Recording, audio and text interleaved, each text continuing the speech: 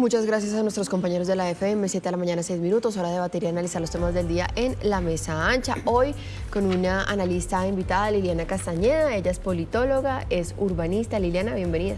Muchísimas gracias, Maritza. Un saludo a Juana, Julio César y a toda la audiencia de RCN. Muchas gracias. Juana, Julio, buenos días. Buenos días. Bueno, hoy uno de los temas definitivamente es la reforma laboral, porque se puede dar por descontado que ya pasó en la plenaria de la Cámara de Representantes. Todavía le queda un largo trecho en el Senado, que muchos dirían ese es el paso más difícil. Arranquemos ya con lo que hay, haciendo un balance. Quiero preguntarles a cada uno de ustedes qué es lo que ven bueno en esta reforma y qué es lo que definitivamente es peligroso o es malo. Liliana, que además es experta en estos temas legislativos y ha seguido muy de cerca todas estas reformas. Bueno, Maritza, yo creo que en general esta es una de las mejores propuestas que tiene el gobierno, si se puede decir desde una perspectiva más crítica, una de las menos problemáticas, porque está enfocada en mejorar la calidad del trabajo en Colombia. Creo que algo de lo más importante es la reducción de la jornada diurna, es decir, que la jornada y el recargo de la jornada diurna empieza a pagarse desde las 7 de la noche, la igualación de condiciones entre padres y madres en el tema de la licencia de maternidad, que quedó aprobada y quedó ampliada, el tema de la licencia de paternidad, que pasó de 2 a 6 semanas, y eso sin duda va a eliminar pues disparidades, o va a ayudar a mitigar las disparidades que existen en materia de género a la hora de asumir las tareas de cuidado en maternidad y paternidad. Hay temas muy importantes que todavía están pendientes, como el tema del pago a los internos de medicina, que tienen jornadas larguísimas de domingo a domingo y han reclamado con más de 15.000 firmas que se les pueda remunerar el internado. Y otro tema bien importante, que es la laboralización del contrato de aprendizaje para las y los egresados del SENA y para los practicantes del SENA. Eso es algo muy importante que apunta a que se mejoren las condiciones de trabajo y mejore la calidad del trabajo formal en el país.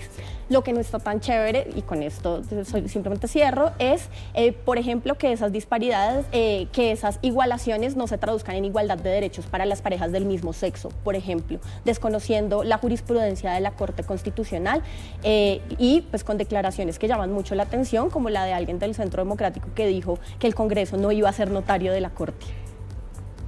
Bueno, creo que hay un punto fundamental de esta reforma un poco más general y más amplio, y es alcanzar los estándares que nos pide la OCDE y que nos pide la Organización Internacional del Trabajo. Digamos que en muchos aspectos laborales en Colombia no se había avanzado y había unos retrocesos más bien que unos avances que ahora estos estándares internacionales nos piden. Entonces digamos que también es una obligación del Estado pasar esta reforma y recuperar ciertos derechos que se habían perdido a lo largo del tiempo, que no son para nada revolucionarios, digamos, sino que son estándares mínimos, y eso es algo que me parece importante porque es algo en lo que la OCDE ha insistido enormemente frente a los avances que tiene que hacer Colombia en las materias laborales.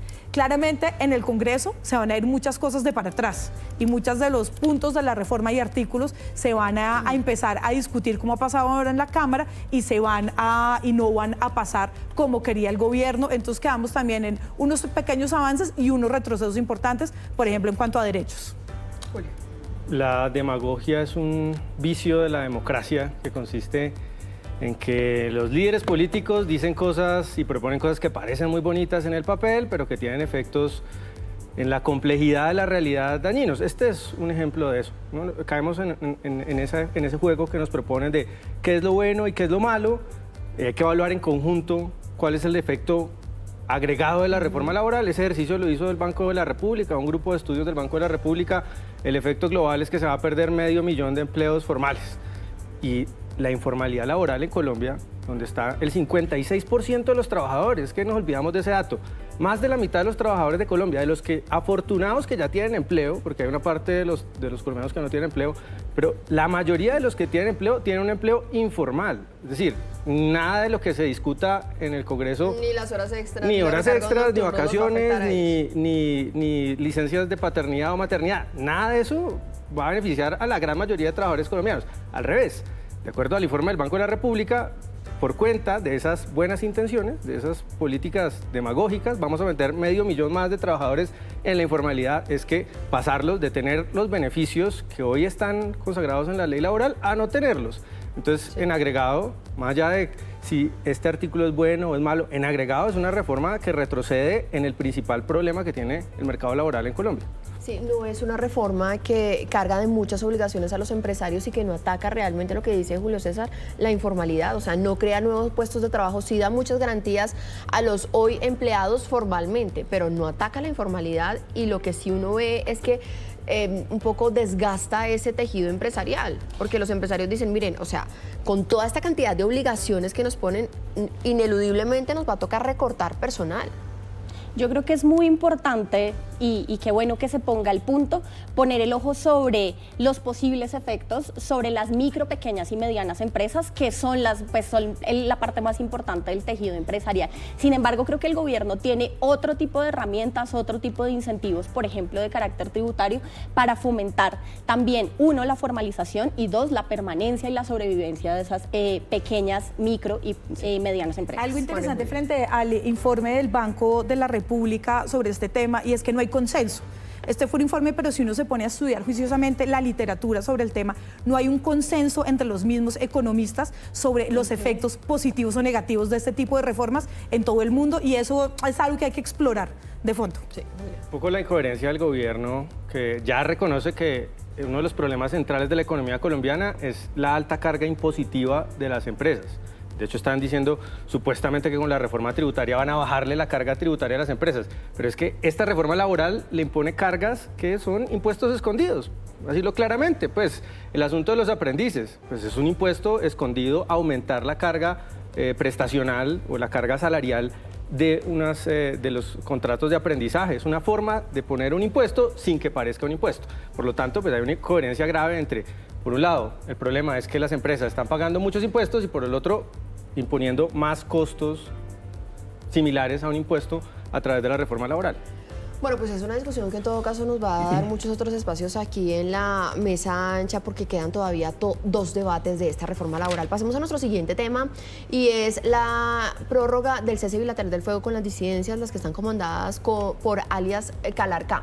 Sin embargo, pues en medio de esto surgen muchas inquietudes, muchas voces, muchos reclamos de varias autoridades locales que dicen, ok, o sea, el tema de las disidencias no es solamente en Cauca, en donde se iba el mordisco, sino que donde está operando alias Calarcá también se está violando el cese.